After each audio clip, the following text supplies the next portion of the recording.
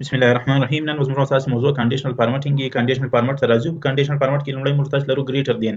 زه یو عدد ورته انتخابوم تر څو تر هغه غټ عدد موږ تاسو ته پیدا کړي. فرض کړه زه راځم دلته ورته لیکم چې تر 15 غټ عدد موږ تاسو ته پیدا کړي. نو زموږ تاسو په عددونو کې تر 15 کم غټ عددونه دي هغه به ټول راته پیدا کړي.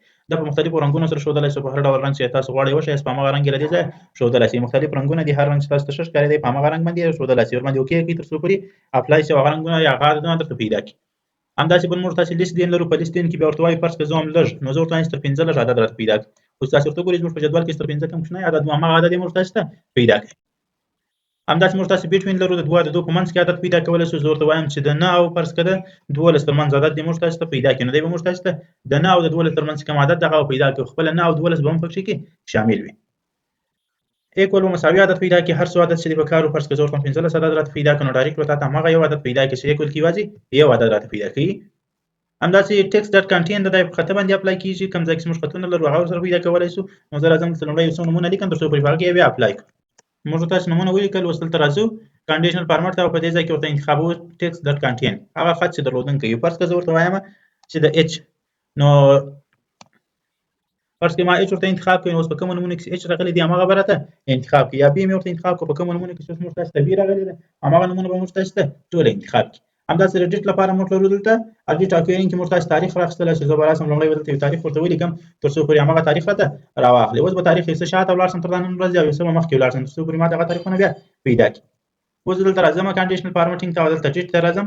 ډیټ چې مې کله انتخاب کړئ نو مختلف وختونه موږ تاسو لرو. یسټرډے 13 ورځ دې پیدا کړي، ټوډے هم دا نن ورځ دې راته پیدا کړي، او ټومارو بیا سبا ورځ دې راته پیدا کړي. هر ورځ تاسو غوښته کلیک کوئ. لاست 7 ډیز تیری او ورځ دې راته پیدا کړي، او یا که لاست ویک کې 13 هفته دې راته پیدا کړي. نو 13 هفته کې بیا د اوسنۍ روانې هفتې ورځې نه پکې شماري، او په لاست 7 ډیز کې بیا عموما تیرې شوې او ورځې ټولې شماري.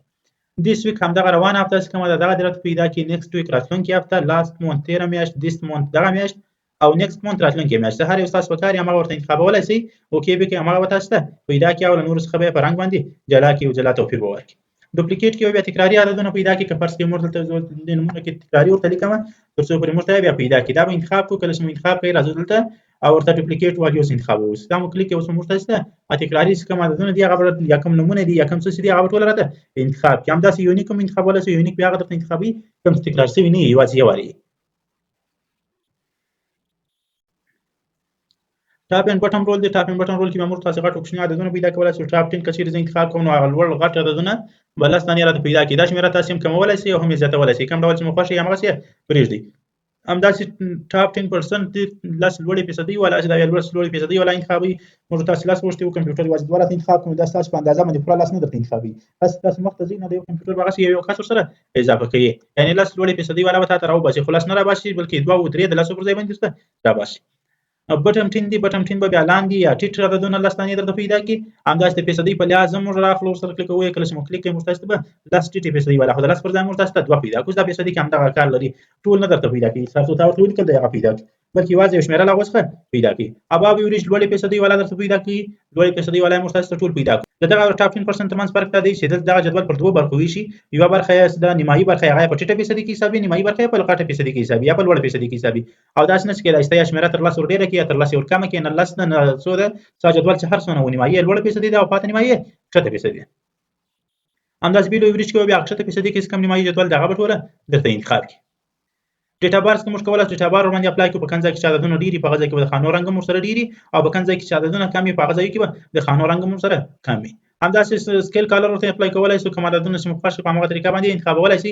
فرض کړئ اوس هغه غټ عددونه چې دي هغه په شنه رنګ کې دي، بیا منځني عددونه ژېړ رنګ کې دي، بیا وروسته سره رنګ ته رسېدلي دي. همداسې دا بیا دغه سرچپه ده. کوچني عددونه په زرغونه رنګ کې دي، یا هر رنګ چې مو راخیستئ دا رنګونه مو راخیستو، هر رنګ چې تاسو خوښ وو هماغه رنګ ورسره انتخابولی شئ. آیکن کې موږ تاسو کولی شو د آیکنو څخه استفاده وکړو. بیا زموږ تاسو د عددونه په دغه آیکنو باندې ښودل کېږي، او دغه آیکنو باندې به موږ تاسو ته معلومېږي چې کوم عدد غټ عدد دی او کوم عدد کوچنی عدد دی. نیو رول کې موږ تاسو په خپله خوښه رول جوړولی شو. دلته چې موږ تاسو د هر یو په برخه پای کې موږ دغه مور رول لرو هغه مو ټول پرېښودل. په دې نیو رول کې ورباندې اپلای کوو تر څو پرې هغه بیا تاسو ته معلوم شي. انشاءالله بیا هغه دونه کار نه غواړي. نیو رول ورباندې کلیک کوو. دلته موږ تاسو 3 ډوله رولونه لرو، 4 ډوله.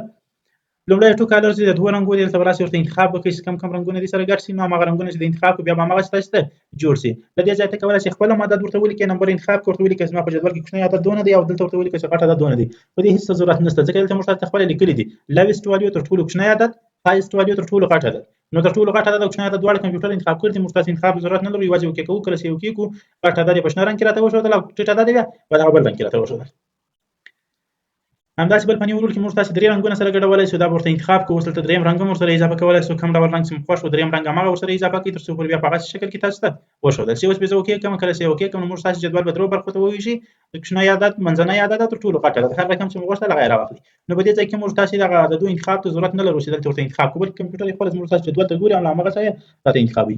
ډیټا بار هم ورباندې اپلای کولی شو، کوم ډول ډیټا بار چې مو خوښ هماغه ورته انتخابوئ. زه د سلایډ فیل کالر انتخابوم او دلته ورته انتخابوم چې په سره رنګ کې راته وښودل شي، بارډر دې ولري یا دې ونه لري هغه ستاسو خپله خوښه ده، ورباندې اوکې وکړئ.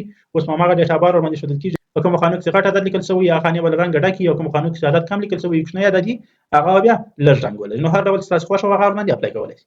همداسې بل موږ تاسو دلته آیکن ورباندې اپلای کولی شو، آیکن ته به راشئ، کوم ډول آیکن چې مو خوښ وي هماغه آیکن به ورته انتخاب کړئ. زه د دې لپاره دغه آیکن انتخابوم، بیا راځم وروسته دغه آیکن انتخابوم او په وروستۍ برخه کې بیا دغه آیکن ورته انتخابوم. چې دا ما سرچپه انتخاب وکوئ، کوچني عدد لپاره مې ټیک مارک کړئ او د غټ عدد لپاره مې هغه د خادي علامه پرېښودله. اوس چې زه اوکې کوم نو کوچني عددونو ته ټیک مارک راته پرېښودی، بیا د خبرداري علامه ده او غټ عددونو ته بیا د خادي علامه ده. هر ډول چې تاسو خوښ وي هماغسې یې ورباندې اپلای کولی شئ. کلیر رول لرو، کلیر رول کې موږ تاسو دا پاکولی شو، پاکولی شو که په خانو باندې موږ رول اپلای کړی نو موږ تاسو دلته کلیر رول فرام سلیکټډ سیل همدغه انتخاب شوی خانو څخه رول پاک کړه. کلیر رول فرام انټایر شیټ له ټول شیټ څخه یې راته څه پاک کړه. فرام دیس ټیبل له همدغه یوه جدول څخه موږ تاسو په جدول کې چیرې اپلای کړی له ټول جدول چې پاکوي. او کلیر رول فرام دیس پیوټ ټیبل دغه پیوټ ټیبل څخه پیوټ ټیبل هم ان شاء الله راتلونکي درسونو کې ووایو، له پیوټ ټیبل یا د پیوټ جدول څخه موږ تاسو ته پاکوي. هر ډول چې مو خوښ هغه ورباندې کلیک کړئ تر څو پورې تاسو ته له هغه ځای څخه دا صفحه شي او ویسته شي. همداسې موږ تاسو منیج رول لرو، منیج رول کې ترتیبولی شو. لومړی به راسو دغه ځای به یو دانه ورباندې اپلای کړو، زه اباب ایوریج فرض کړئ ورته انتخابوم، اباب ایوریج چې مې ورته انتخاب کړی. اوس راځم له دې ځایه دغه رول هم ورباندې اپلای کوم، دا دوه رولونه چې مو کله ورباندې اپلای کړو بیا به تاسو ته معلومه شي. موږ تاسو په داسې شکل سره ورباندې اپلای کړو. اوس راځو منیج رول ته. منیج رول کې د لومړنی رنګ څه دی، دا څنګه دی، دا نور په سر کې دی لوړ دی. زه وایم چې دغه لاندې رنګ دې ځین راپورته شي، نو دا دلته راپورته نشان ورباندې کلیک کړئ. کله چې مو کلیک کړئ اپلای وکړئ اوس به هماغه رنګ راپورته شي، مخه به یې هغه رنګ ونیسي او دا بل رنګ به شاته لاړ شي. یا که مو بیرته شاته لېږئ دا به بیرته لاندې کړو او اپلای وکړو بېرته به هماغه دوم رنګ ورباندې راشي. یعنې داسې مو کله فعاله کوئ لومړی به له دغه دوو ځایو څخه یو رنګ ورباندې اپلای کړئ، وروسته به بیا راسئ دغه داسې دا سکیل کالر به ورباندې اپلای کړئ تر څو پورې دا دوه رنګونو څخه بیا یو درته وښودل شي. نو هر ډول چې تاسو خوښ وو هماغه یې تاسو ته ښودل کېږي. ویډیو پر همدې ځای باندې پای ته رسوو، تر بیا بلې ویډیو پر الله سپارم. ښې چارې.